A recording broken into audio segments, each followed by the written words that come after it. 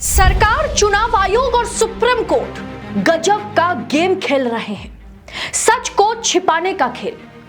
EVM की verification पर जो मामला सुप्रीम कोर्ट पहुंचा था, उसे सुप्रीम कोर्ट ने सीजीआई संजीव खन्ना के पास भेज दिया। मतलब फिर एक बार इस मुद्दे पर गोल गोल घुमाना शुरू हो गया है।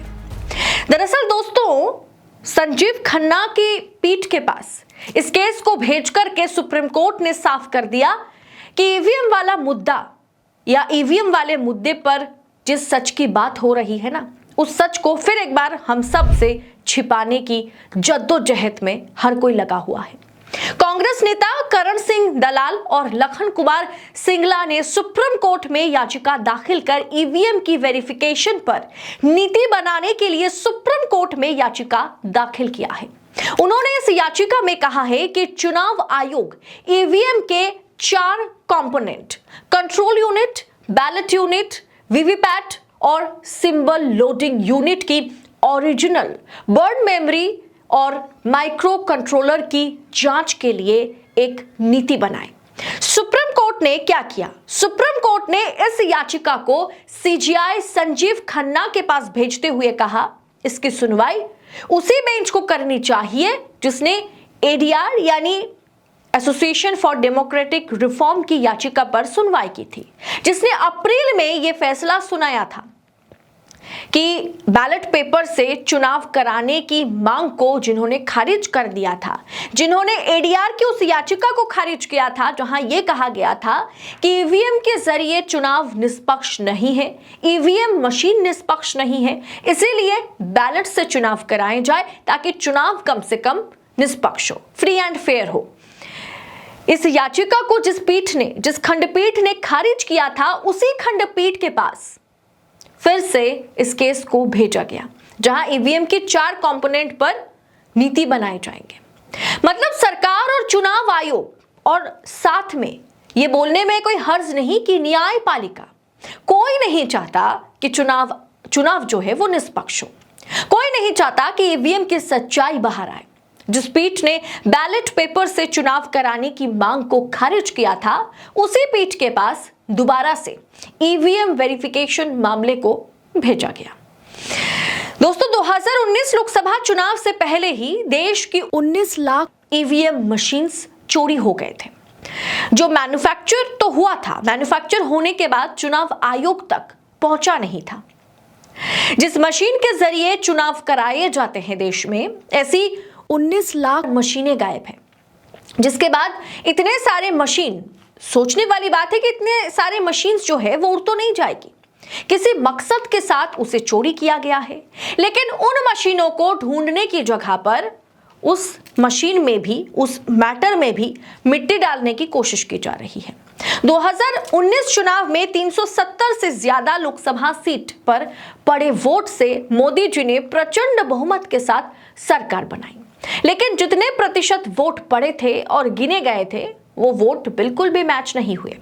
खूब हंगामा हुआ, राहुल गांधी समेत पूरा विपक्ष मोदी पर टूट पड़ा। कुछ इलाका जो है, लोकसभा सीट पर पड़े गए वोट और गिने गए वोटों में करीब करीब 25 से 30 हजार से ज्यादा वोटों का अंतर भी पाया गया।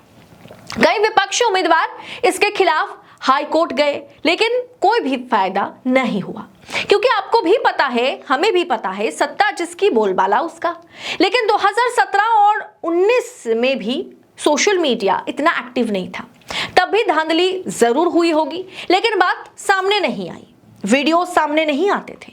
अब वीडियो सामने आने के बाद कि कोई भी जाकर के पंच कर रहे हैं, कोई भी जाकर के बीजेपी को वोट दे रहे हैं, एक व्यक्ति, एक लड़का जो है वो कम से कम 18-19 बार जाकर के बीजेपी का बटन दबा के आ रहे हैं, ये तमाम वीडियोस वायरल होने के बाद भी उसे शायद अरेस्ट भी किया गया। लेकिन उस पर्टिकुलर जगह का या उस पर्टिकुलर मशीन को बर्खास्त नहीं किया गया, उस चुनाव को कंडक्ट कराया गया, वहां के चुनाव को स्थगित नहीं किया गया। ऐसे तमाम केसेस हमने देखे, 2024 लोकसभा चुनाव में भी देखे, और अभी महाराष्ट्र चुनाव में जिस तरीके से 76 लाख वोटों की चोरी हुई है, वो सवालों के घेरे में है। और वो सवाल सिर्फ हम या आप कह सकते हैं कि जो सिविल सोसाइटी के लोग हैं वो सिर्फ सवाल खड़े नहीं कर रहे हैं। खुद निर्मला सीतारमण के पति जो कि बड़े इकोनॉमिस्ट हैं, नामचीन इकोनॉमिस्ट है, पराकला प्रभाकर ने भी ये सवाल उठाया कि 76 लाख वोटों की चोरी हुई है और कुछ फर्जीवाड़ा जो है वो तो महाराष्ट्र चुनाव में हुआ है।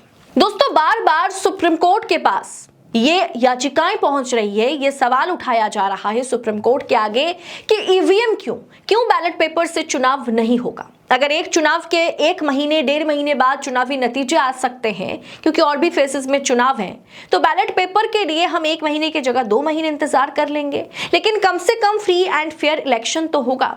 चाहे आप महाराष्ट्र चुनाव ले लीजिए, चाहे आप मध्य प्रदेश, राजस्थान और छत्तीसगढ़ का जो चुनाव हुआ था उसको ले लीजिए, या फिर आप लोकसभा चुनाव ले लीजिए, जब तक बैलेट की गिनती होती है तब तक भारतीय जनता पार्टी पीछे रहती है। बैलेट की गिनती में हमेशा मौजूदा विपक्ष आगे होता है, लेकिन जैसे ही ईवीएम मशीन में गिनती शुरू होती है, ईवीएम मशीनें खोली जाती है, तो भारतीय जनता पार्टी एकदम धमाकेदार बीजेपी की एंट्री होती है और सीटें बीजेपी जीत जाती है। क्या अमेरिका जैसे देशों में ईवीएम से चुनाव नहीं कराए जा सकते?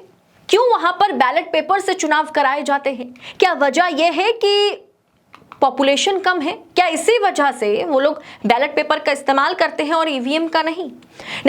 वजह है फ्री एंड फेयर इलेक्शन कराना, डेमोक्रेसी को बचा करके रखना।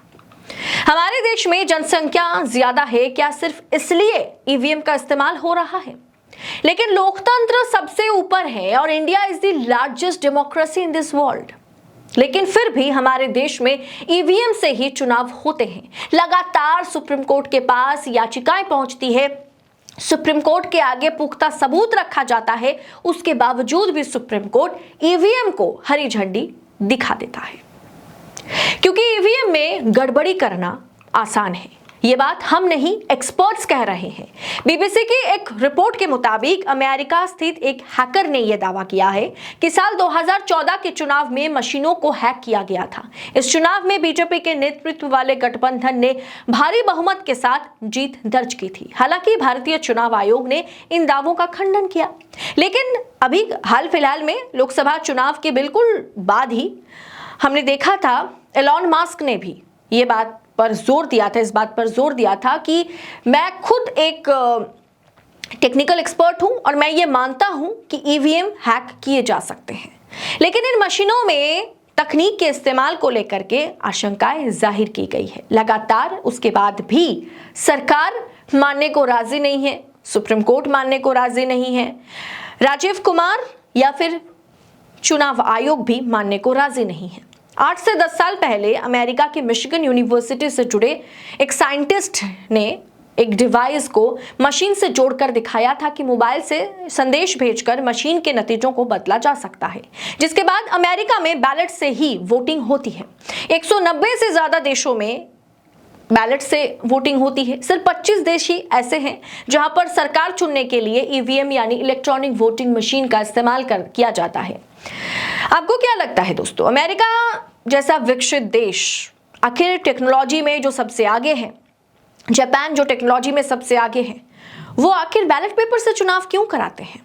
और क्या लगातार धांधली के बाद हिंदुस्तान में इसे इस्तेमाल किया जाएगा? महाराष्ट्र चुनाव में 76 लाख वोटों की हेराफेरी सामने आने के बाद भी ना तो सुप्रीम कोर्ट, ना ही चुनाव आयोग, ना ही सरकार इस मुद्दे पर गौर करने पर जरा सा भी दिलचस्पी दिखा रहे हैं। सुप्रीम कोर्ट ने उस खंडपीठ के पास इस केस को भेज दिया जिन्होंने बैलेट से चुनाव ना कराने पर मुहर लगाई थी और ईवीएम को हरी झंडी दिखाई थी। अब सत्तारूढ़ पार्टी बीजेपी है, वो जैसा चाहेगी उसी हिसाब से शायद चुनाव आयोग, न्यायपालिका क्या काम करेगा।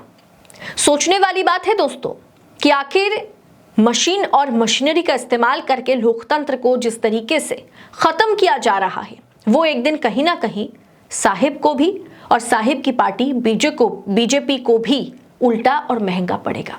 दोस्तों, आपको क्या लगता है, सुप्रीम कोर्ट ने जिस तरह से उसी खंडपीठ के पास इस केस को भेजा है जिन्होंने ईवीएम पर एक राइट टिक मारा था, जिन्होंने ईवीएम को हरी झंडी दिखाई थी, तो क्या इस केस को उसी खंडपीठ के पास भेज करके सुप्रीम कोर्ट ने साफ संदेश दे दिया है कि हम इस बार भी ईवीएम पर या ईवीएम को ही हरी झंडी दिखाएंगे, ग्रीन सिग्नल दिखाएंगे? आपको क्या लगता है, क्या ये बस गोल गोल घुमाने का एक कार्यक्रम है, इसके अलावा कुछ और नहीं? सच छिपाने की कोशिश है, कुछ और नहीं? आप अपनी राय इस पर अब सोच क्या रखते हैं, कमेंट कर हमारे साथ शेयर जरूर कीजिएगा। बाकी ऐसी तमाम खबरों को देश नीति आप तक पहुंचा सके, इसके लिए चैनल को सब्सक्राइब कीजिएगा। बहुत बहुत शुक्रिया आपका। फिलहाल इस रिपोर्ट में इतना ही, जल्द होगी आपसे मुलाकात। बहुत बहुत शुक्रिया। जय हिंद, जय भारत।